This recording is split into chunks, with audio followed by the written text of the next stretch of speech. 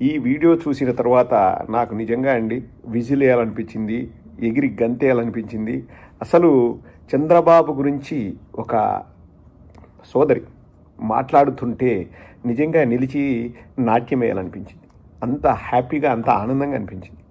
అంటే ప్రజల నుంచి స్పందన వస్తే ఇంకా దానికి మించిన అవార్డులు రివార్డులు ఉండవండి. చంద్రబాబు గురించి రోడ్డెక్కి ఒక సోదరి ఏం మాట్లాడుతుందో మీరు కూడా విజిలేయాలండి ఖచ్చితంగా. తరువాత చెప్పుకుందాము. ముందు చంద్రబాబు నాయుడు ఒక మాట అన్నాడంట, అది కూడా లాస్ట్లో ప్లే చేస్తాను కొసమెరు పదే. అన్నీ చెయ్యాలనే ఉంది కానీ గల్లా పెట్టే ఖాళీ అప్పులు పుట్టడం లేదంట. ఒకటి గల్లా పెట్టే ఖాళీ, రెండు అప్పులు పుట్టడం లేదు. ఎలక్షన్స్కి ముందు ఒక్కసారైనా మీరు విన్నారండి? అప్పు చేసి మీకు సూపర్ 6 ఇస్తా అని ఏమన్నా విన్నారా?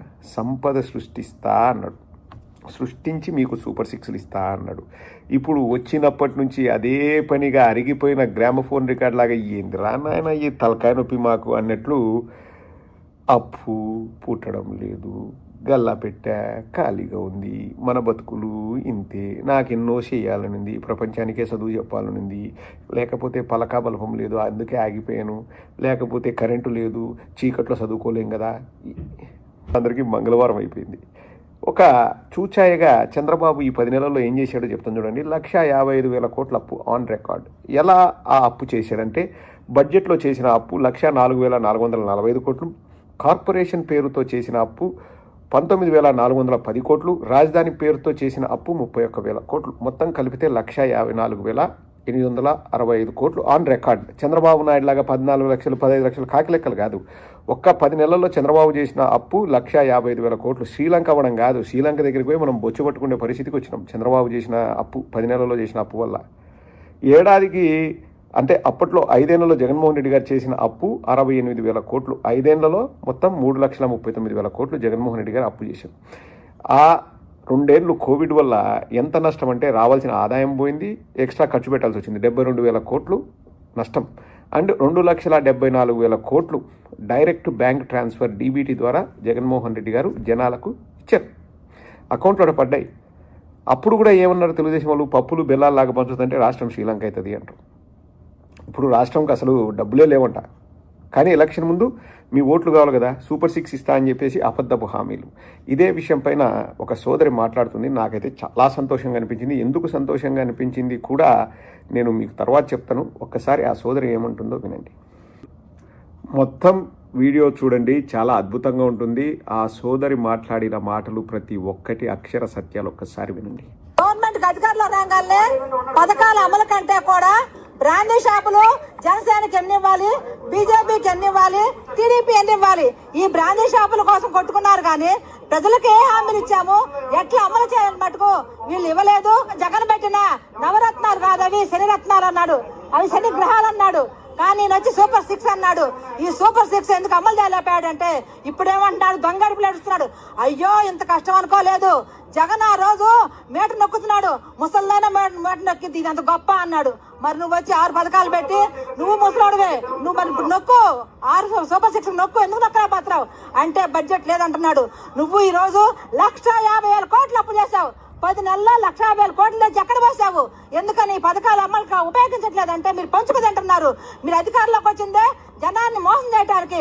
2014లోనేమో మారిన మనుషులు అని చెప్పి అధికారంలోకి వచ్చావు, ఇప్పుడేమో సూపర్ 6 అని చెప్పి అధికారంలోకి వచ్చావు, అబద్ధాలు చెప్పి అధికారంలోకి వచ్చావు.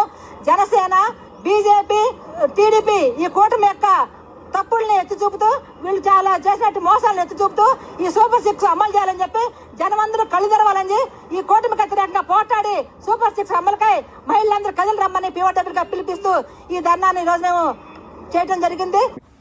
అక్షర సత్యాలండి, ఒక్కొక్క మాట ఒక ఆణిముత్యం. ఆ సోదరికి నిజంగా హ్యాట్స్ ఆఫ్. రావాలండి, ప్రతి ఒక్కరూ బయటికి రావాలా, ప్రతి మహిళ బయటికి వచ్చేసి గొంతెత్తి నినదిస్తే తప్పితే చంద్రబాబు చేసిన తప్పును ఒప్పుకోడు. మీరు ఇలాగే కుక్కిన పేనులాగా పడుంటే చంద్రబాబుకు మీరు ఎంత ధైర్యం ఇస్తున్నారంటే, అధికారంలోకి రావడానికి ఎన్నో చెప్తామయ్యా, ఇస్తామయ్యింది, వాళ్ళే పడి ఉంటారు గొర్రెలు, నా మాట వింటారు. ఎలక్షన్ ముందు ఒక్కరోజైనా అప్పు అప్పు అన్నాడండి. నారా లోకేష్ ఏమన్నాడు జాఫర్తో ఇంటర్వ్యూలో, మా దగ్గర ప్రణాళిక ఉంది, ఏదో 31 పథకాలంట, అన్నిటికీ ప్రణాళిక ఉంది, వచ్చి మేము ఇవ్వకపోతే కాలర్ పట్టుకోండి అన్నాడు. ఏం చేస్తున్నావు నారా లోకేష్?